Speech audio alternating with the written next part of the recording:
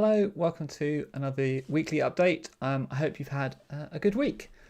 So last time we spoke, I did sort of mention I was doing something around some video stuff, and so I've just about managed to get that done and out before I did this. Got it out a couple of hours ago. So yeah, let's talk through that. So basically, I think obviously this year has been interesting and different, and lots of all of the speaking conferences I thought I was going to go to this year I haven't been to. Some I've done virtually, but what's been really interesting is I've done loads of other ones virtually that I probably wouldn't have had a chance to do otherwise. So that's been really good, but it got me thinking about the kind of content of all of those conference sessions, because normally when you go to a conference session, sometimes the content is recorded, oftentimes it isn't recorded, and the value is, you're at the conference, so that's how you get the content. This year it's been different. There've been lots of virtual sessions, and yeah, again, if you're attending the conference, you get the content. A lot of the time the content is available on demand afterwards, and so I think very much this year has been the year of the content is available online, and that's great because it means you don't have to physically be present at the conference to get that content. It's got its challenges, of course, because you don't seem to devote the same amount of time and in your calendar to conferencing now that it's online. It's way harder to, because it's online. It's much easier to be distracted. I don't know, like it feels like a much harder commitment to do virtual conferences as an attendee at the moment. And yeah, so I was kind of thinking, like, a lot of the content that I've done this year is available in all these different places, and that's been good. And I deliberately haven't done anything like this until now, right at the end of the conference season. But I was thinking it would be nice to take all the stuff that I've done and talked about this year and put it in one place, and do a set of videos that I own and put those online as well, so that I've got a record of all this kind of speaking stuff I did this year as well, and make that available to everyone all in one place, so you don't have to kind of travel around all the different conferences if you're trying to find whatever it was that I was talking about. So that's what I've done, and I've waited deliberately until the end of the conference season to kind of do that. But I've taken the kind of core content from all of the speaking that I've done this year and condensed it into 4 videos, and they cover a few different things. So let me show you real quick. So I did a blog post on this earlier. This is the stuff I've just talked about, and then these are the 4 kind of talks that I've done for this series. So first one, why build applications on Microsoft Teams. So there's nothing in here about the how. This is just the why would you do it. Why as a developer would you get into the Microsoft Teams platform space? Why as a non-developer around Microsoft Teams would you get into building apps on Microsoft Teams? And so I cover that completely in this video. This one is a kind of how to build applications around Microsoft Teams in terms of where you should go first, depending on what it is you want to try and do. So depending on the thing you're trying to build, do you go to Microsoft Graph? Do you go to go and look into building tabs or bots, or do you go to app templates first? Like, do you go to no code or low code Power Platform stuff first? Like, where do you start? So that kind of is hopefully a good video and giving you like an understanding of what to do, to start, whatever the project is. There's a whole video devoted to Power Virtual Agents and Bot Framework, because that comes up quite a lot.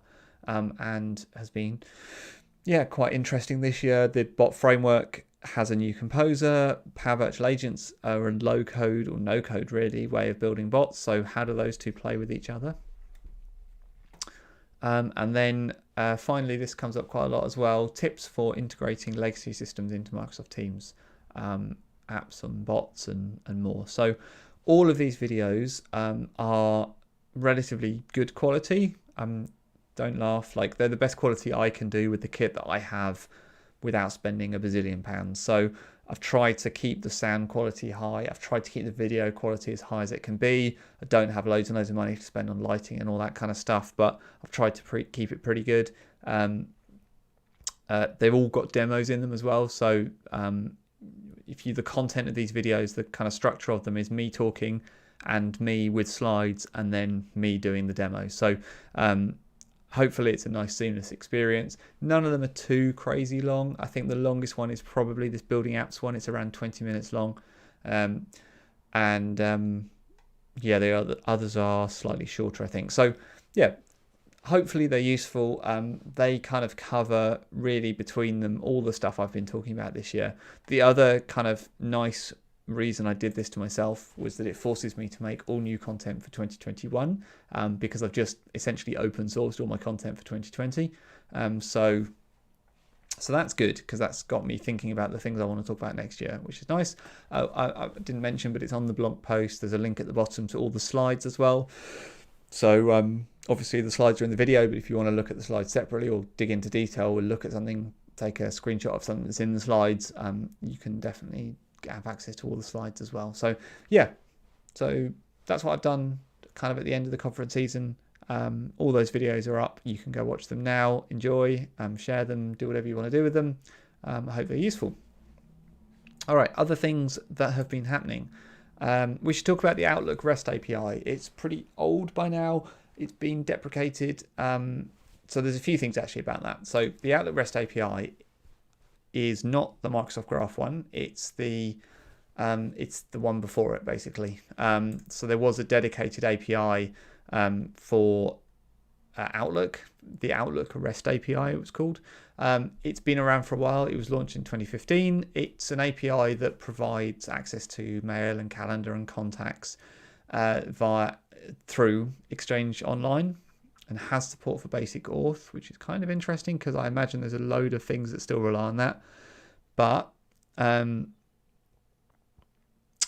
interestingly, so there's a couple of versions to this Outlook REST API. There's a V1 and there's a V2. Both are deprecated and both are going to be turned off soon. So Microsoft Graph is going to be soon the only route for getting Exchange data like this. So the details. So V1 of the Outlook REST API has been deprecated for a while. 3 years, in fact. So next April the 30th, 2021,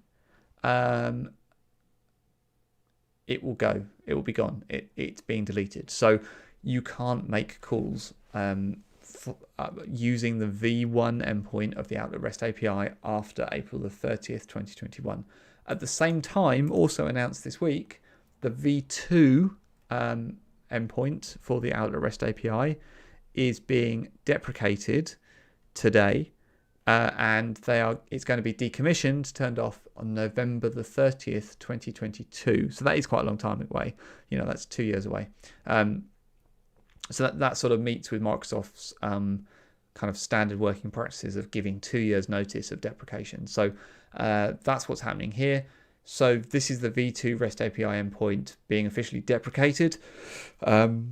Yeah, so if you still have applications that use this, you should look to move them over. You should look to transitioning into Microsoft Graph.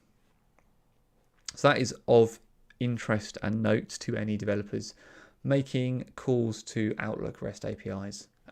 How do you know you're making an Outlook REST API? I guess basically probably you're not making a call to graph.microsoft.com. You're making a call directly to an Exchange endpoint or something like that. Okay, so that's that. That was like a big piece of information I wanted to get. I'll make sure you're aware of, because obviously if you've got applications that do use that, or you probably may just want to check the way you're getting your calendar information, your mail information, just make sure you're not using those. And it's worth checking kind of legacy PowerShell as well, to make sure that if you're not using like a native PowerShell connector, that it's not behind the scenes using some of those OAuth endpoints, some of those API endpoints as well. So yeah. Just one other thing I want to talk about this week. It's been kind of like we're into the Christmas slowdown. It feels like this is a strange year, and everything's all over the place. And we'd kind of normally be on the Ignite timeframe still, kind of talking through Ignite announcements, but obviously timings of everything are all over the place, and so I think it feels like we're going to slowly slip into Christmas now. I know Microsoft have been quite open about providing a good amount of time off for for staff in December, and kind of pushing some things away, and kind of generally not committing to too much towards the end of the year. I think that's sensible. I think everybody needs a break. So it kind of reflects the kind of general slowdown, I think, of things that are happening at the moment. But there is one more thing I want to tell you about, which is, sorry, excuse me, goodness, it's been one of those long weeks.